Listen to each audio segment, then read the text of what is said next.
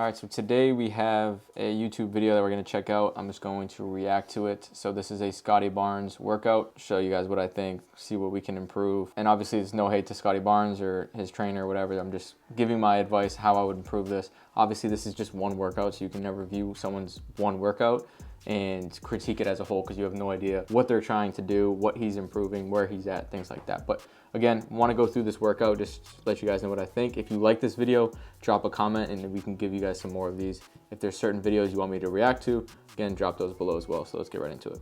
We start off the workout with 3 sets of dumbbell single leg squats, doing 5 reps on each side. Right after that, we got into the split jumps, doing 6 on each side for 3 reps. I feel like these exercises really help me build up leg strength, help me on my vertical. After that, so these are solid exercises, but obviously just because an NBA player says that these are good exercises and help them get their vertical up, he's also said, I think this helped me get my vertical up. You have no idea, right? He has no idea what actually gone into him getting a vertical. So don't see these exercises. Just because an NBA player does something doesn't mean it's gospel. Doesn't mean, oh, that's gonna help you get your vert higher, because there's plenty of kids that do those exercises that don't get their vert up. So it might be perfect for him, but it may not be perfect for you. So anything that you watch in terms of training, always take into context of how it helps the person who's doing it, not necessarily you. So every person's gonna need different things. So again, just kind of take that into mind. super set with the dumbbell lateral raises and shoulder press. We're gonna be doing 3 sets of 10 reps for each. I mean, that's a pretty basic workout. They're not bad exercises, but don't think you're gonna do this and you're gonna turn into Scottie Barnes. All right, let's get to the core workout.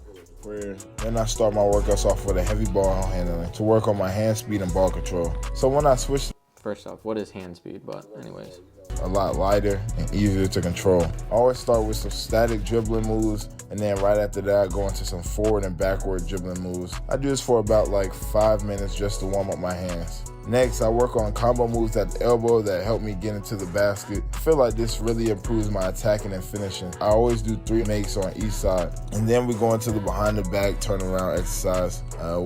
so I mean, in terms of that, I think warm up, whatever, you're getting a sweat. But also I think the biggest thing to take into consideration as you watch the rest of this workout is the whole title is a basketball workout that helped me reach the NBA. Is it what helped you reach the NBA, or is this what you did when you got to the NBA? So don't watch this workout and think that if you're going to copy what he's going to do that you're going to get to the NBA, because likely nothing he did in this video up until this point helped him get to the NBA. The stuff that he was doing, first off, he's doing at half speed, not even going full speed. He's not challenging himself, and I'm sure he messed up that we didn't get to see, but up until this point, this is essentially just a warm-up, and this is essentially just going through the motions. Also, you got to take into consideration Scottie Barnes is like what, 6'8", 6'9", so that's a large part of him being in the NBA.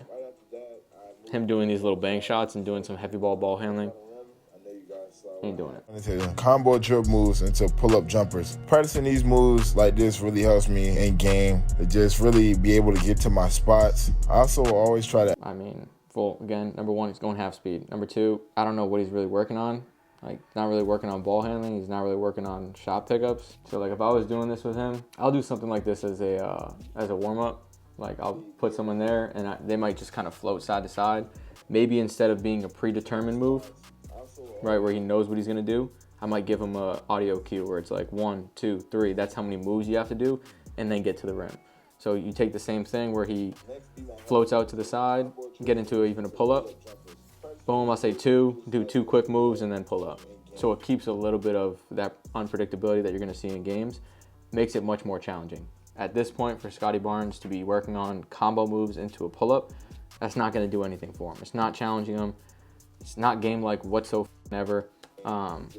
Again, so it's not really doing anything for you. And then you can do the same side or same thing with layups. Then he's going same thing other side again, just adding the audio cue. I complete about like 5 makes on both sides. And then between all my drills, I always work on my free throws since my heart rate is up. Now I'm really trying to simulate in-game drills that really help me. Yeah, that's really simulating in-game drills when you're by yourself in a gym with no defense. I always make 3 in a row to move on to the next drill. If I miss, I always got to redo the 3 in a row. Next, I'm working on my switches, so when I get a pick and roll and a smaller defender tries to switch onto me, I always try to take them to a spot in the paint where I can be able to get my shot off. As you can see, I am also working on some counter. So I think this is good. I think, like he said, getting to his spots so he knows what his spots are. Is this move downhill with his subpar defense? Obviously not playing real defense. Is that really going to do anything? Not really, but I like the fact that he's saying, like he said, trying to get to my spots. At the NBA level, each player has their spots. They have their tendencies. They have their roles. So they kind of know exactly where they're going to get their shots. I think that's great, especially in season, to be doing. Now, him doing 3 makes, again, not going to do anything. This is more so just go through the motions. This is more so for the content. But don't think that you're going to replicate this exact workout and get results, because you absolutely won't.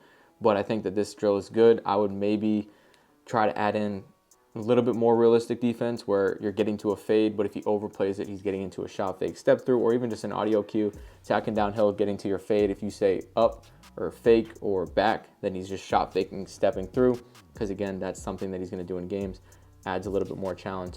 Just simply repping out the same thing over and over and over again, the same spot, not really going to improve you. Again, this is in season, more so for confidence. But again, that's how I would just kind of tweak the drill a little bit. I always try to take him to a spot in the paint where I can be able to get my shot off. As you can see, I am also working on some counter moves here. I use these counter moves in game because it's going to take multiple efforts in a real game to be able to score. It's not really just that easy. Now, in terms of the counter moves, if you're going to try to work on actual counter moves that are going to transfer, doing it on air with no defense, no spacing constrictions, it's not going to do much. So obviously you want to try to work on it with defense, with reacting to the defense and what they give you, because every look's going to be a little different. So if I was trying to improve it and make it better, I would put real defense and tell them, hey, you got to get to these spots, and then you can either shoot a fadeaway or you can get into a shot fake step through, depending on how the defense reads it. So I would absolutely include defense on this. Now, again, he's in season, so it's not at the end of the world, but you make one move here, they cut you off, you got to make another counter move to really be able to try to get a basket. Right now, I'm doing hezzy pull-up mid-range. You know, mid-range is one of my favorite moves where I'm really... Now, like he was saying, again, this is a move he's trying to work on. Maybe he gets this a lot in games. I think that's good. Rep it out, but again, zero challenge, repping out the same exact thing over and over again. I would add in an audio cue here, so as he's getting into that hezzy pull-up or he's pounding the ball, I might say go, so he has to drive to the rim, and he doesn't necessarily know when he's shooting. So that's just going to create a realistic feel in terms of the pickup. When you know you're going to pick up the ball in a shooting drill 5 seconds before you pick up, it can be a lot more perfect, right? Everything's easier, everything's smoother. But in a real game, it's never like that. It's at least a little bit chaotic, a little bit unpredictable, and you're not going to get that perfect pickup every time. So I would just kind of give him an audio cue of some sort, whether it's a go or whether it's a shoot, where he's getting into that pound. If I say shoot, he's picking up into a shot. If not, he's just driving to the rim. Again, you still want to get that realistic feel even though you're in season, because again, this is more so just a walkthrough. You're not going to get anything out of this. At least give a little bit of challenge.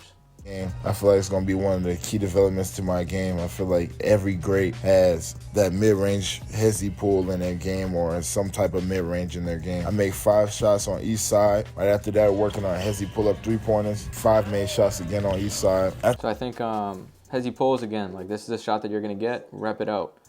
But I would just change it up a little bit, change up the location. He's shooting at the same spot every single time.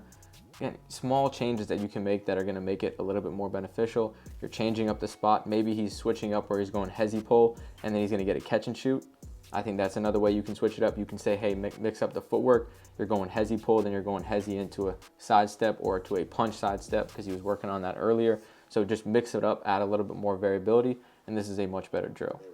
I make 5 shots on each side. Right after that, working on hezzy pull-up 3-pointers. 5 made shots again on each side. After the 5 made shots, I do a counter hezzy move to get to the basket. Just one though. And now here we're working on side step threes, working on different ways of shooting 3 off the dribble.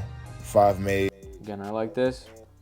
Simply just add, everyone's got to be a little different. Go left, go right, pound side step. Right, make a move, hang, sidestep. So 5 makes, 10 makes, but everyone's got to be a little different. Add a little creativity, add a little bit of unpredictability to it. Yeah, he shot 70%, and half of them were free throws, and then half were 2 feet away from the rim. So I would never really take into consideration your percentage. If you're shooting 70% in a workout, you definitely didn't challenge yourself enough, and half of them were dunks first off. So anyways, that doesn't really count. But don't see that and be like, oh, I should be able to shoot 70% workouts, because if you're aiming for that, you're probably not challenging yourself, and therefore you're just not going to get better. Oh, here we go. Some great block practice right here. 10 at each spot. Now, again, he's in season, so you can kind of do stuff like this, but mix it up a little bit. Slide down, back pedal, add in a shot fake, side step, add in a jab, things that you're going to see. But again, end of the day, you're in season. But just understand this is not improving you, and this is not what got him to the NBA. Well, that percentage is going down a lot. Here you go. Even just switching up the footwork a little bit. See how he's stepping in? or hopping on each one. Change it up. Step in, hop, switch it up. Can also change up where the pass is coming from. Obviously, he's passing by himself, so that's a tough one, but give him bad passes. Right, all these are perfect passes. I guarantee you all the passes he's getting in the game are not going to be this good, so. Scottie going to take a quick break. Pass, drive, kick, bar. So many ways to change it up. So many ways to make this better. All right, this isn't doing absolutely anything. What the f? And it helps with my touch.